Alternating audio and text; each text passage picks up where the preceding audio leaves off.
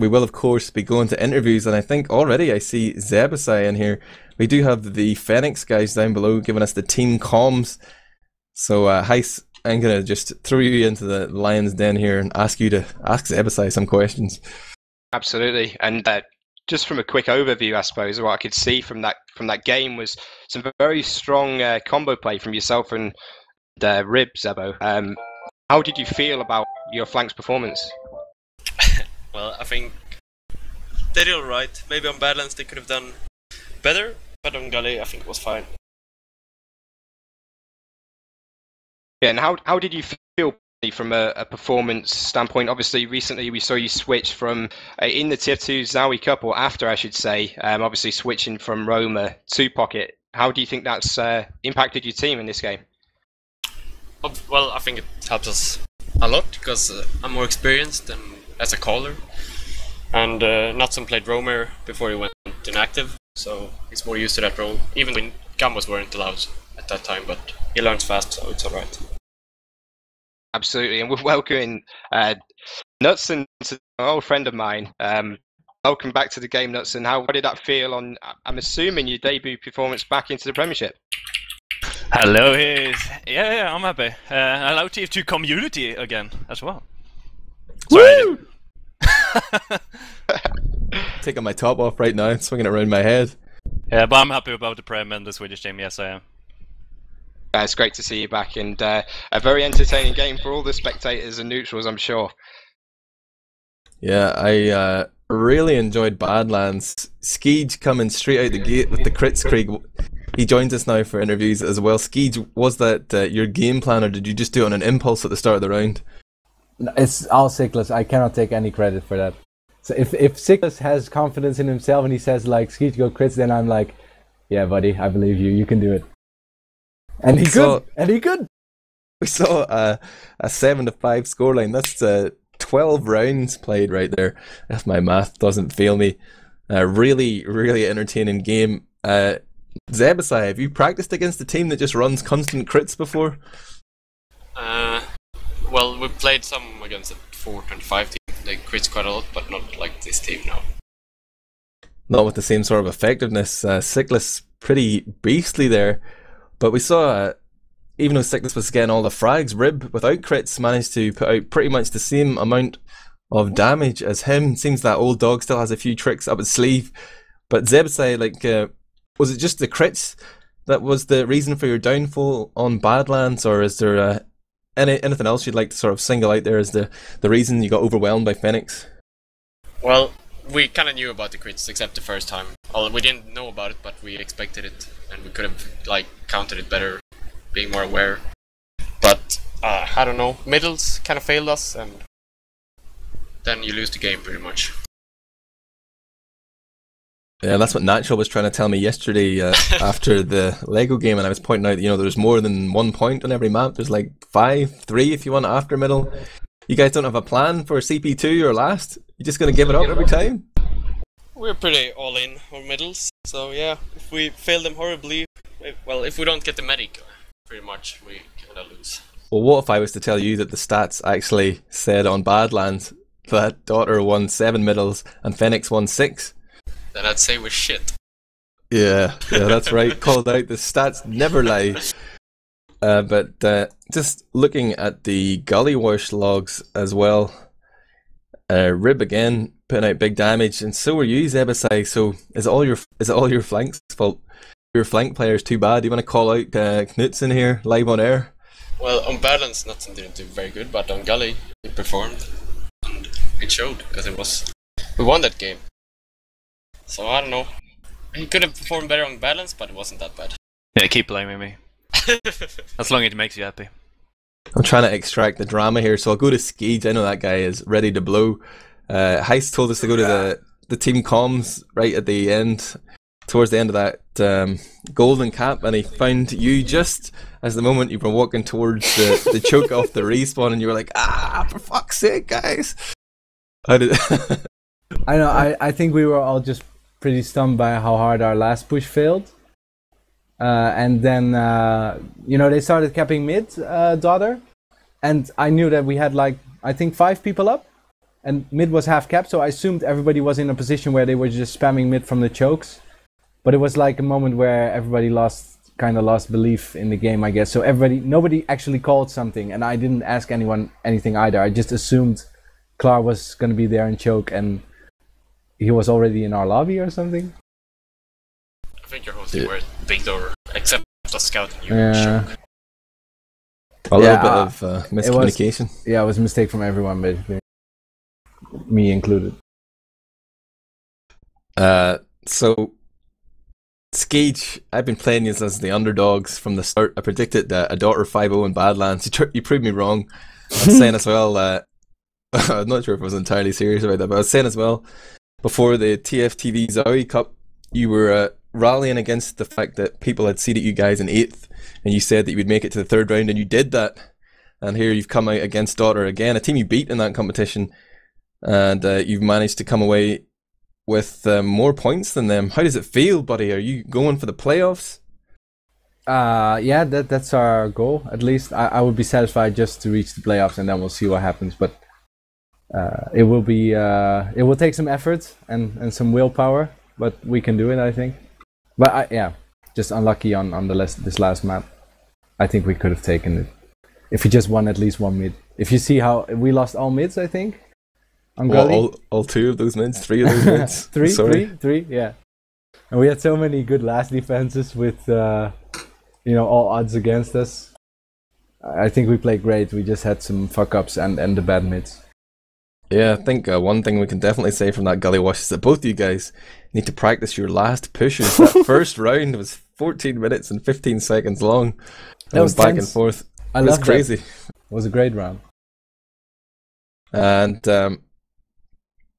just a little something on your new acquisition. Sheepy seemed to be doing pretty good on Badlands, as I remember. Let me see his stats here. Put out 8 good kills and assists per death. Yes. 27 frags, 15 assists, 19 deaths. But on Gollywash, he was somewhere down at he was up at the top again in terms of efficiency on your team, or what I'm going to call efficiency, kills and assists per death, but he was down at the bottom in terms of frags. How do you feel about his performance overall? You want to throw any stones?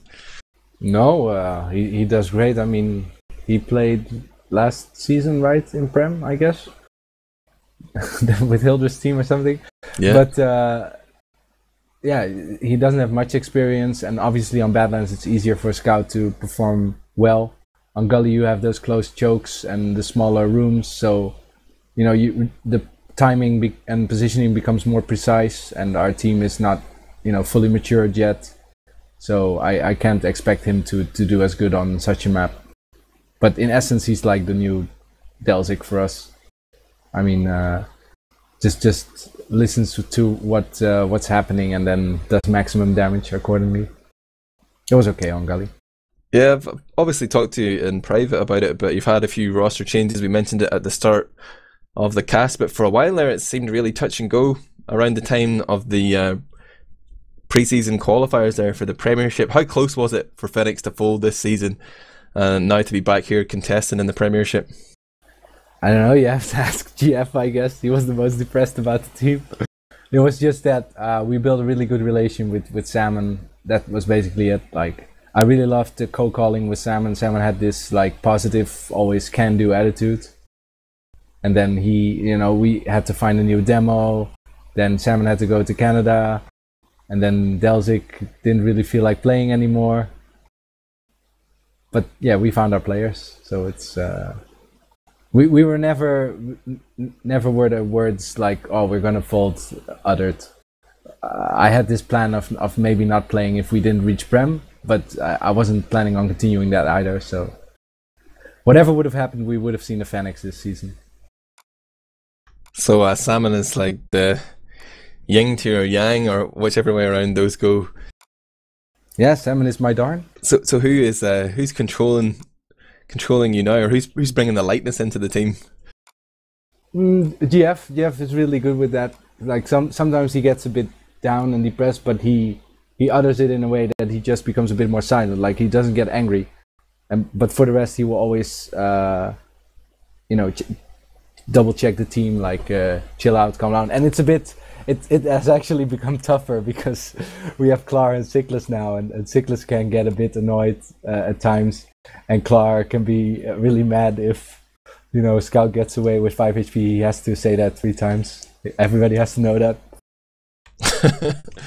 Okay. HYS, you're awfully quiet there. I'm Trying to indeed. train you up to be the new me, you know? I've got a question. I've got a question for Skeej. I mean, effectively after that, does it feel like points dropped, or does it feel like points gained, in the sense that obviously you were pushing the last there, it looked like sort of match point perspective, and that sort of in a sense kind of throwing it away because you had the opportunity to take it. In hindsight, do you feel perhaps that you could have sort of held on to the 4th point there and kind of brought them out and into mistakes, or are you kind of still positive and happy about the result? Yeah, I'm still happy. I mean, after the first map, we thought we were gonna carry in the... Oh, okay. Sunny Black's now telling me that we are getting a minor warning because I didn't submit Sheepy's name. But isn't the rule of submitting names there for the casters? I mean, that it's clear. I mean, if we use like normal names, then it's no problem. Aren't they now enforcing the rules just because of the sake of enforcing the rules? Yes, I'm bringing ETF2L drama to this cast now. It's easier just to enforce the rules that way, maybe, than I think go it's by. But yeah, okay, sorry. I will return to the question. More heartbreak. No, after the first map, we were confident. You know, we had how do you call it? The thing that momentum. Yeah, exactly. Then we could take it. And even though we were losing the mids, we kept pushing back. So, but in the end, we're happy that we have the majority of the points, even though it's only the smallest majority possible. One thing I would say is, did you sort of consciously at times, when perhaps you had a disadvantage, and I'm kind of referring to points where maybe they were pushing out of their second to what you would have been holding the 3rd point, perhaps a player down at the time, and they're pushing through, and you sort of, I don't know if you noticed, but you gave away the point, allowed them effectively a point, and still the Uber advantage, maybe perhaps like 50% at the time. But did you was that just sort of poor organization, perhaps just the fact that you had new roster additions, or was it obviously a deliberate choice to try and defend from 2nd point? I don't know what's the worth of suiciding 2 players for an Uber force. Like, an Uber is not worth that much, you know, as only if you're in a position where you can really use the Uber to get quick frags. But if we know that the Uber is coming and we're already going to 2nd with 5, then and getting a good position, it should be okay. Usually, I think it was Kilari. Obviously, he's a roamer, so he is primarily the guy that tries to force the Uber, and he couldn't do it a few times, so he was the one going down. And you know, when you're walking back to your choke and your players aren't fully healed and they don't have crit heals, yeah, what do I order Clar to jump them while I'm healing him and he's still 150? Like, the chances of him forcing are so small because, you know, Broder has good players. They all bodyguard the medic well. Absolutely. And 2 nuts can serve great as well. So, sorry? You did have a very good read, it seemed, at least. And when we did tune into the comms, we could see that you were organising the team well. It just seemed like you didn't really capitalise off what could have been maybe better positioning, even like something like your soldiers on top of point and then jumping away after spam, trying to force them early and then engineer a position for yourself. I mean, perhaps that's something you'll look at and review on the VOD a little bit later, and maybe some missed opportunities, but as you say, early days. Playing on a point and being a little, like, not always being behind point is a good point that you raise. I think we could have done that at least. I've got to add that it seemed to be, you had very strong heavy performances throughout both maps. The scouts did play well at times, especially on Badlands, but what I could see, there was some really great work from Kalari and Cyclus across both maps. It just seemed, perhaps maybe looking back, you'll see that losing Kalari at moments that you really don't want. He seemed to be like a man of 2 halves, really.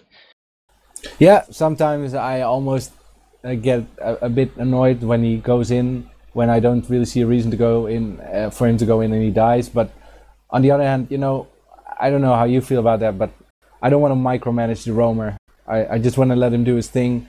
I cannot see what he sees. If he sees an opportunity, you know, he shouldn't feel constrained in his play. I think that's worse than he sometimes makes a mistake by taking a high risk, high reward move. and maybe failing it.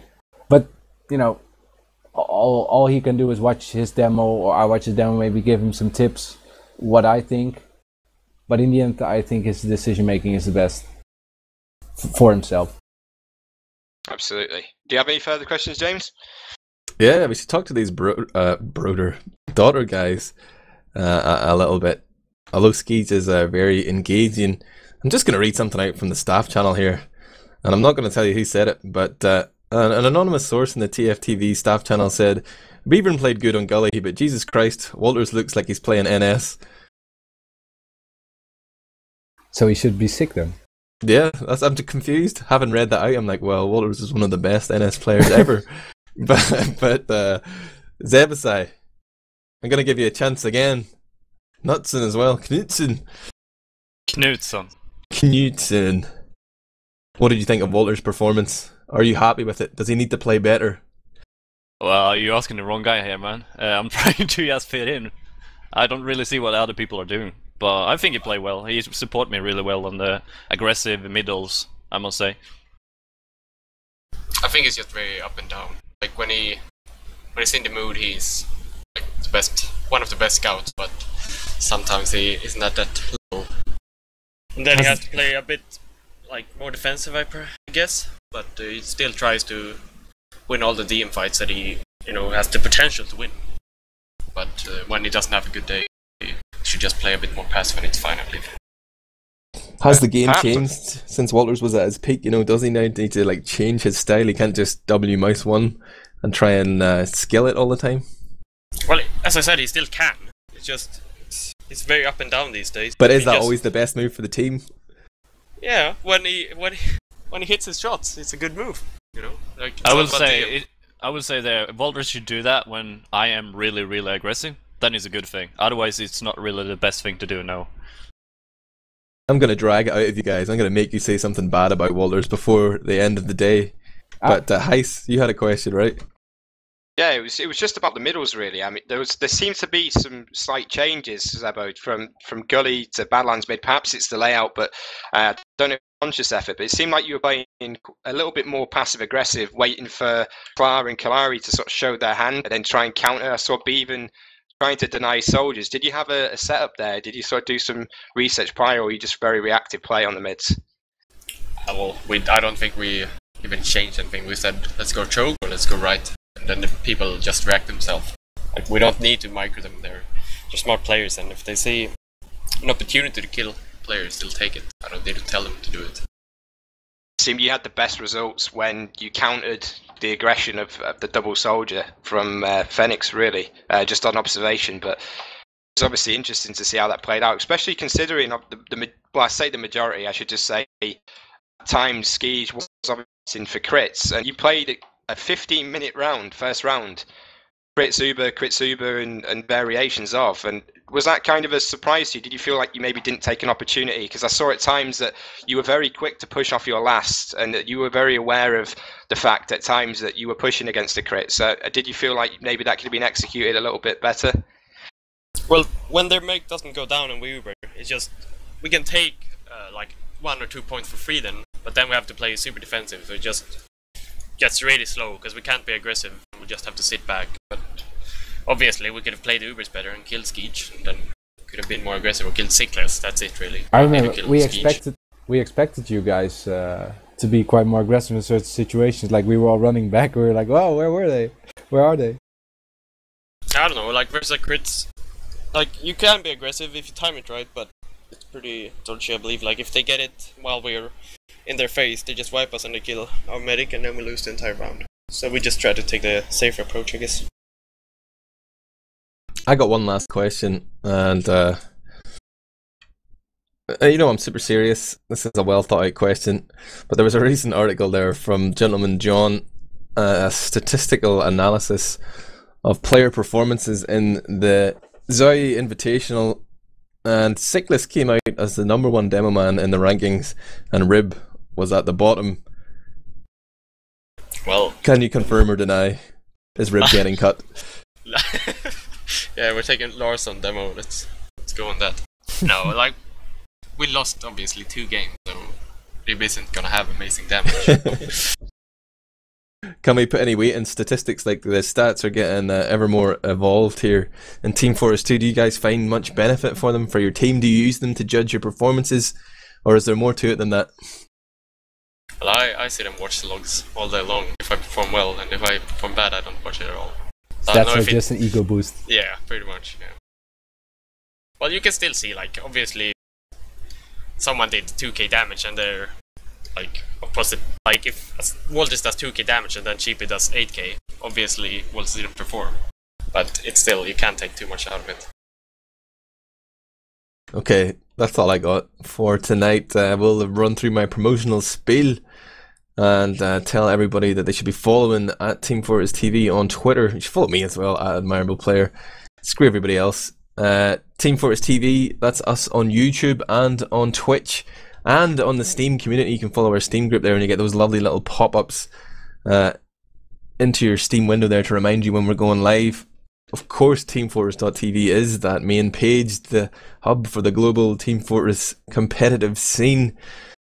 And you can find the schedule there. I'll tell you when our events are coming up. And I can tell you right now that we're going to be casting, well, I'm not going to be casting, HYS, Ryushi and Ducky are going to be bringing you coverage of Made in Germany versus Lego this Sunday, and we will continue to cast as many games as we can in the ETF2L Season 17 powered by TT eSports Premiership, and we'll be giving away more of those mouse mats, one a week. I'm not sure when we're going to do this next one, and I want to give a shout out to a young man by the name of Almi from Slovakia who's been providing some delightful Source Filmmaker graphics here at Team Fortress TV. I'm trying to shout out the little guys working behind the scenes. He works with Huhi, so credit to him. And you can check out his YouTube channel. I'll actually paste it in the chat here because I wouldn't even bother trying to read it out. But thanks to HYS and Ducky for doing work on the mic and camera respectively. Or not Ducky, Jon. HYS and Jon. Jesus. Sorry, Jon. Kill me. And the teams, Fenneks for giving us the team comms. And of course, Daughter for coming in here for the interviews as well. HYS, have you got any final thoughts? Just thanks to all the viewers for joining us, of course. Oh, Hengast calling me out saying I never say anything interesting on Twitter. How dull. Yeah, unfollow me immediately. Everybody, shout out your love right now, all at once. Shout out Simrai, Fenneks, Yupa Gamer, Tomuga, Air Kicks at Land, for everyone. Air kicks and cocaine from Moogle at LAN. We'll see you there, guys. I-52, or is that I? Well, it's going to happen. Thank you. Good night.